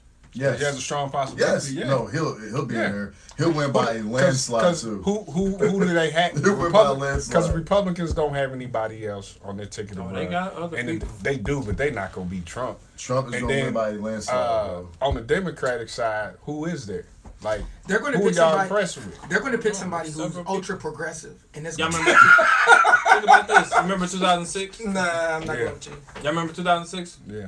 Super red going on. George Bush. Yeah, we, went wave of blue, right? Wave of blue. Obama came in, rolled that, and got the Affordable Health Care Act. You know what I'm saying? So I'm just saying that, like, was it perfect? Nah. It wasn't perfect. I'm just saying, but there is a political pendulum swing happening. And That's all Trump did, though. Yeah. trust me, I'm saying that he was playing up the backlash. Kanye might be setting himself up to run. That's why I said that all this is a branding his political career, but brand your political career. This is why he didn't. This is why Trump didn't run as a Democrat. He knew that he could tap into the conservative base Easily, too. by running the campaign how he did. He did it perfectly. Middle class Things, white people. and Like I'm Reagan. with you. He's not really for that, but he knew what he had to do to win. He just You You know, but the Win. problem with accepting that is now people are looking at him like he's racist. Yeah, And exactly. Because he is. and He's and not his racist. I don't and think his Trump's racist. we He's not can't racist at all, bro. wait. We can't discount the Hold on fact for a that second. his His father, though. so Yeah, that's- but listen, but if you grew y'all up think this man's racist? if you grew up in a home No, I don't. of people, I don't I'm think not he's saying that he's racist, but let's look at the facts here. No. You grew up in a home with a guy who was a KKK leader. So, Okay? I'm not saying that he's racist, but if I grew up in a home where mostly everybody that hated Every- a certain group of every people, black I person may grew up in not that home. well, listen, I may not grow up and hate those people, but subconsciously I'm feeling how I feel. I'm gonna have those assumptions. All right, You see what I'm saying? It's the same thing. No, I'm serious. Part of us are growing up in the house. What has Trump actually said that's racist? Come on, bro. What did he say? Answer it though. Answer. He treads. Hey, audience. What did he say though? Hey, audience. He treads. Listen, is Trump racist? No. The audience is probably gonna say yeah. Look, those are very fine people. The easiest manipulated people are possible. Those are very Shout fine out to the people. viewers. He Is treads. Trump racist? Okay, It's very fine people on both ends. It don't really matter. That's the truth. What He do you think treads. he said? He said it's That's very fine racist. people on both ends. He said on both ends. And why would you say that? Because it's the truth. That's not the what? truth. It is the truth. That's not the It's- truth. If it's- there's a group of people that hate people and say that they hate people, those are very fine people. Viewers, is Trump Those are very racist? fine people. Please answer. It's a group of it's a group of black people that literally hate white people. There is a group of black people that Are hate they black not very people. fine people? I just wanted to. No, I mean, look. I'm not for anybody. Listen. I'm not for. That's racist. Listen, I'm not for anybody that hates people. I'm just not Hey, my for. little African. I'm just not for anybody that American hates friend people. Right there. Hey, That's- my little that's African-American racist? friend. Can I ask y'all a question? You just called yourself African American, so that's racist. No, now? I never call myself that. Well, I know Hold on. you don't, but I'm just saying. That's not on my birth certificate either. Hold on. He got Is a that question. racist though? To Or call yours. somebody African American? He got a question. Let me Go ask ahead. y'all a question because I think we as men really need to address this narrative. Okay, let's go. Let's say racism is over. Okay. What now? Thank you. Okay.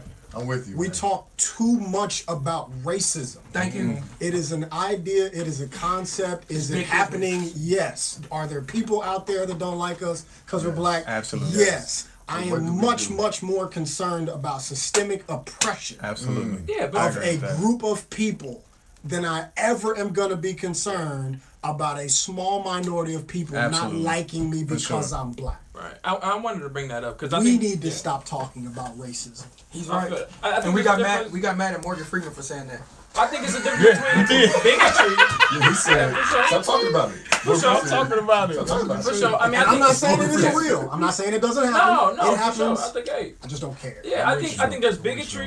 You know what I mean? But some then- people and will then- argue and say yeah. that true racism is what you said, that we need to be more, or kind of like what we need to be more focused on, man, is the systematic oppression. What we need to be focused on Like, is that's But a lot of racism. stuff is just bigotry. It's not actual racism. You gotta have power to be racist. You see what I'm saying? well, I you can be a gotta have black. power- You gotta have power for it to matter. I can be a Thank you. black Okay, bigot yeah. every Gotta day have of the power for week racism. and never be racist. The You systematic see what I oppression mean? part. I could be a Latino bigot. I hate. You know what I mean? It's like You all got kinds something of out there. concern.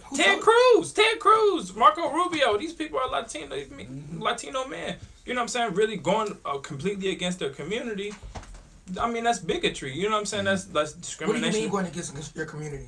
I'm saying the interest of the We're greater gonna get all interest that. of Latinos, Ted Cruz, Mario, Well, they're call me a definitely racist because I'm against- going against it. You see what I'm saying? So my man is saying, let's get out of this bigotry talk, Sure. and start undoing some of this ism. sure. And I feel that. Let's realize America, the greatest country in the world. y'all will have no idea. Like y'all will see this Right. evolve in probably next year, but y'all have no idea what I've done myself Right. in 2 months. That and I had no idea about a lot of this stuff that was available that Bro, I I could just do. created a corporation.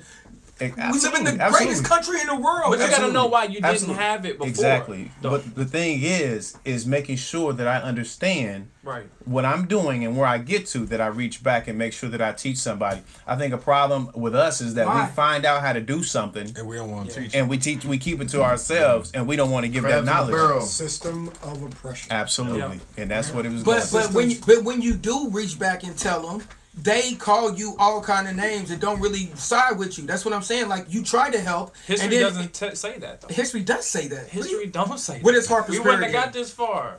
What? I'm saying what Ray's bringing up is the fundamental, like, just template to how we progress. Mm-hmm. Yeah, there's struggles. Yeah, there's Someone coonery. asked, Yeah, does there's AJ this. like black people? No. You know. But I'm just saying, it's In just this like, climate, I do that's a not like black fundamental people. just Absolutely. value that you have to have, whether it's on a big scale, small scale, Absolutely. each one. At the each end one, of the right. day, Wow, if you look at your home, right? This is for my black folks. Look at your home and how it's being ran. Okay, because it starts there. Honestly, it starts there. If your home is out of whack, and you got kids out in the street all night, you have people running in and out. And honestly, I don't get this. I'm a person that values my privacy. I'm not gonna have 20 different black people that I don't know coming to my house. You have to put a cap on what you're doing and move in silence and make sure that your family is being strong first. Right. You know what I mean? However you decide to do that. I'm pro-black family. Okay. However you decide to do that, So do it. Make sure the kids be engaged in your kids' life. Yeah. Let's start there, okay? So Nathan, Because there's a lot of kids just out there by themselves, don't know what's going on or anything. We have to be engaged. Be engaged in our kids' everything, whether that's in school. Another thing is identifying what your kids like to do. Yeah. Stop shunning them for wanting to be. I'm just shunning them for wanting to bounce the basketball all day. Get them on a team. We are quick to try and push kids into something that we wish that we could have been in when we were little or whatever, instead of identifying what they're good at. They might be smart at mathematics. They might be good at spelling. They might be good at something, but identifying, you can only do that if you're engaged in what they do. It starts there.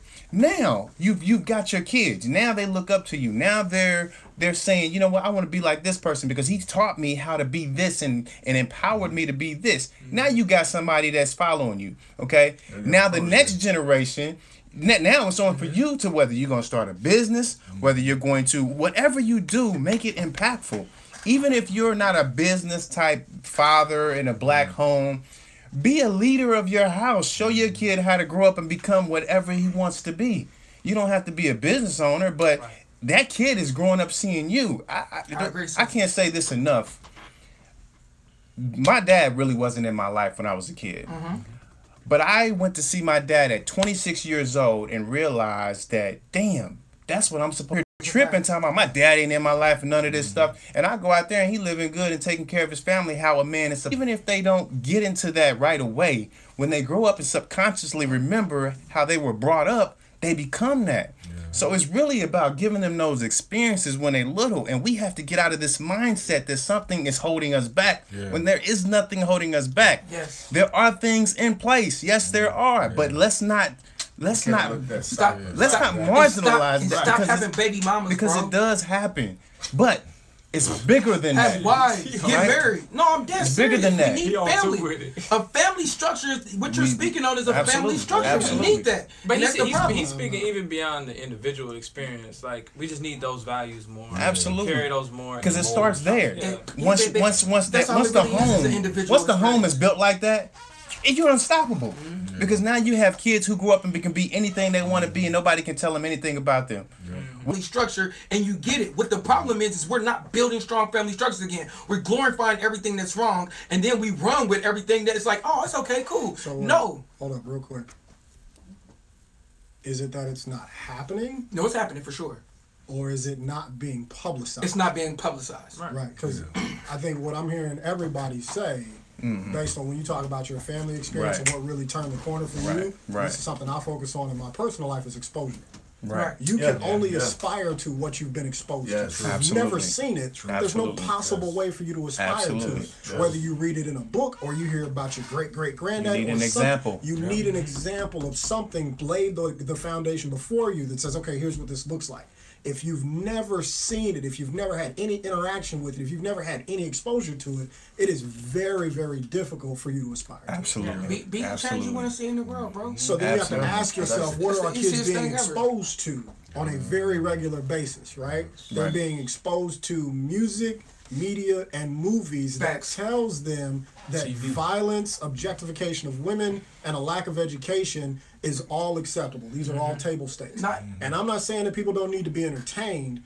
I'm just saying there's a place and a time and an amount that is reasonable, and we've gone well beyond what's reasonable, and that is the strategy. It's proof in the strategy that got somebody in the White House that has no qualifications to be president. So even what you said, objectification of women, we also glorify out of control women. We let people like Amber Rose out of control behavior. Out of control behavior. So when we say we can't shame people, the reason white people have this guilt is because we shame them, saying you're racist. If you don't do this, you're racist. You're racist. Sometimes shaming makes sense. I don't care. Sometimes bullying makes sense. Like at some point, it's a balance to everything. Sometimes you need. Listen, as a black person, I stopped wearing. It's the hardest thing I ever had to do. I thought I was like the most pro-black person ever. Then I had to say, let me listen to the other side and see what they really saying, right? And then I sit and I prayed about it, and I said, God said he never puts more on you than you can bear. Right? So if God don't ever put more than you can bear, when the struggle hits, I stopped complaining and felt honored. Because if I'm going through this struggle, greatness is coming right behind it. So in that struggle, I found maximum meaning and said, God has something on my life, and I'm going to be something greater because I'm going through this. So let me push through it and find what's on the other side of that wall. So while we're complaining about racism, are we complaining about all this? At the end of the day, if you even read the Bible, what was the Israelites or whoever went through Moses and all them? Us. Okay, we can say us. I really don't care. I would go with that. I would say I'm the chosen people, but we're not acting like it. But I would say we're the chosen people. But if we went through all that, we still got the promised land, didn't we? You're not going to get anything that's great in promising or in the promised land or anything if you don't go through no struggle. So quit crying, quit complaining, quit doing everything, and do exactly what this man to the left of me is saying.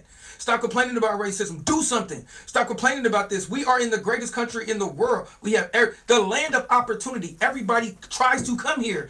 Take advantage of the opportunity. Stop complaining. If I want to work and I want to do business, you know what I'm doing right now? I tell people all the time, I have an amazing vision. I have an artist. What'd you say? They hit us with music, entertainment, sports. So I have literally aligned myself with people in all those aspects. And you know what I did? I aligned myself with people with high morals and high ethics, and they're strong men and they're gonna stand strong to it. That's why y'all my homies. And everything I do is going to be aligned with. I got a great rapper. I got a great fashion person. I got a great podcast right here. I got a great everything. I got my boy John got the great rec zone. We gonna teach kids the real. So when we become the sauce, when we become the swag, and everybody be like, how did they get it? We ain't gonna be out here smashing 10,000 chicks. We ain't gonna be out here telling women they wrong and all this and all that. We're gonna be leading like real men, and they gonna see that and they're gonna be like, yo, I want to be that. And when you become that, that's what changes the culture. That's what shifts the consciousness. That's what does everything. So what I realized is I stopped worrying about what LeBron's doing. I stopped worrying about what Kanye was doing. I stopped worrying about what all them was doing. And I said, okay, this is what they're doing right.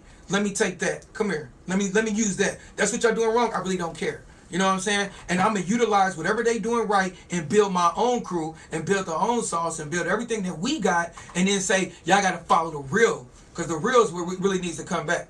That's how I feel. No. Yeah, and we're going to wrap up because I know that everybody, we got jobs that we got to go to tomorrow. I know I do.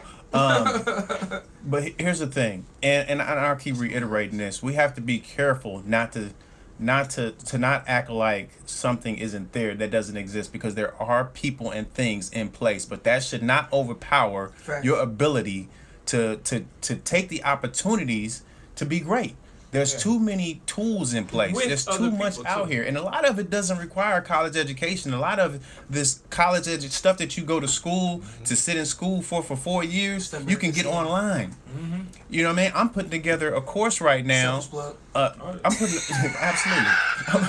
putting together a course right now because I'm a technical writer. I write policies and procedures, and this is why I brought up documentation earlier as far as the non-compete, because I realize that people are scared of non-competes. If you have a person sign a non-compete, they will not screw you because they know that they've signed a contract that they could get sued in court on. So paperwork is important, and I realize that. But also what I realized is that I didn't need a degree, even though I got a bachelor's degree in business and information systems, but I didn't need that to do the job that I'm doing now.